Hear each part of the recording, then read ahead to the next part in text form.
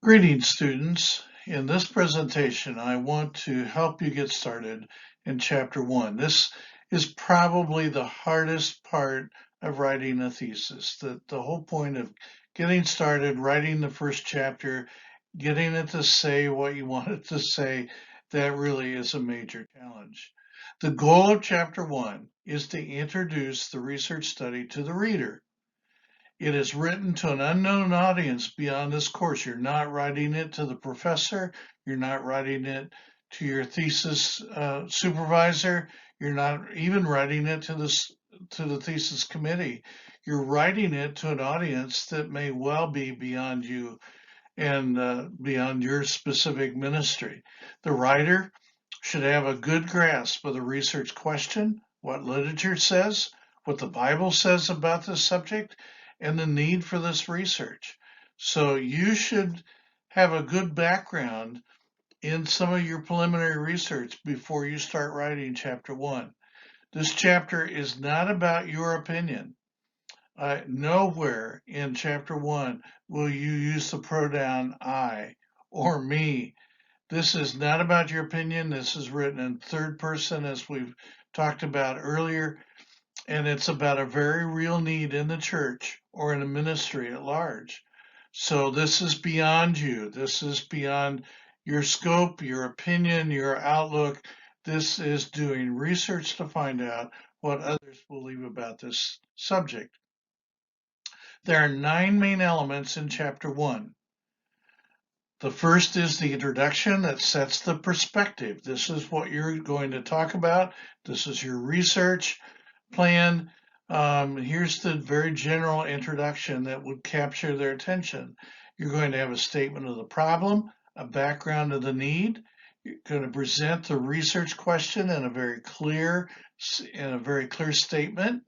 You're going to provide the purpose of the study. Why are you doing this research in this study? The potential importance of the study, that there should be an impact. There should be a contribution made by the study. Going to define key terms. Even if you think everybody understands those terms, you should define the terms to make sure everybody is reading with the same definitions. You're going to make a statement of limitations, we'll explain, and ethical considerations. Now, Blue talks about the funnel writing strategy, and there are 4 steps in this strategy. First, you're going to describe the problem in its broadest terms. Second, you're going to describe the problem in its context or setting. So here's a general ministry problem. Here's what it looks like in a church. And then here is the problem and specific issues. These are the things that happen in a church setting with this problem. And finally, you're going to state the problem as a research question. Let me apply this. In starting your chapter 1, you're going to write an introduction that sets the perspective of this question, this problem that you're curious about, that you're doing research. That's the broadest terms. Let's think about standing as far back from a picture as you can possibly stand and see the whole picture at one time. The second thing you'll do, it narrows the funnel, is the statement of the problem. That's the context or the setting. It takes place in the church. It takes place in this mission. It takes place in this location. Something that describes the setting of the problem that you're researching. Then you're going to talk about the background of the need. That narrows the funnel a little further. These are the problems and specific issues related to this problem, to this bigger problem. These are the things that are happening that create concerns. Maybe there's confusion. Maybe there's misunderstanding about how things are structured. Maybe there's bad structures. Whatever the problem is, you're going to describe and narrow the funnel a little further. Then you're going to come specifically to the point of the funnel, and that's the research question. What is the question you're going to answer? After that, then, you describe the purpose of your study. Now, The supporting elements of chapter 1 are the ones that follow these early points. So the potential importance of the study, that answers why. What is the possible impact? How does this study contribute to the life of the church or to a specific kind of ministry?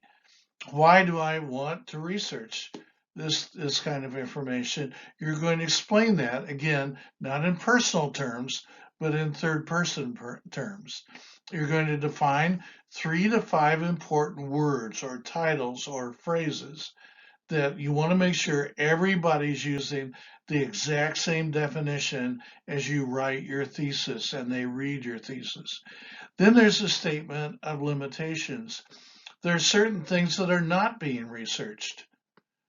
Yes, here's the greater problem, but I'm not going to deal with these areas. Maybe you're going to talk about church staff, but you're not going to talk about church staff policy or hiring processes. You're going to talk about specific relationships or something like that in a church staff. And then you need to make a statement about ethical considerations. These are the protective steps you take for the people and the organizations involved in your research. Suggestions for chapter 1 are these. The goal is clarity for you and your reader.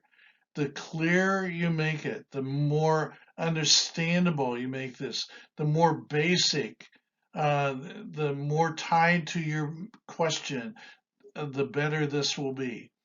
You can use the 9 elements from the earlier list as headings in your chapter. And just work your way through. Here's the introduction. Here's a general explanation. Just use those topics, those elements as headings to outline your chapter. Find and cite key pieces of literature while addressing the funnel. You should know by this time, you should have some key books or articles that you think are really important in relationship to this problem. Cite those. Do not use first person. I can't emphasize that enough. You're using third person. You're citing other people who've studied the problem. Do not state your opinion. Do not state your conclusions. Don't predict what's going to happen. You want to allow the research to address that. You will write and rewrite this chapter several times. I promise you, you will do that because you'll say, this is not the way I want it. So just plan on writing and rewriting and have someone else read the chapter to make sure it makes sense to them. It may be somebody not in ministry, but have them read it and then respond to you about the chapter. Bottery and Wright make this statement. A watertight thesis is fundamentally one demonstrating such sound structural integrity that is nearly impossible to demolish its main argument. You want to make sure that you're not chasing rabbit trails, you're not arguing about issues not related to your main problem, your main question. You want to keep it focused on the main argument and tie everything tightly to that point. Then just a note, these are my resources for this. So good luck in writing chapter 1. Get started, start writing, start practicing, and it will come to you, I promise, as you begin to work with it.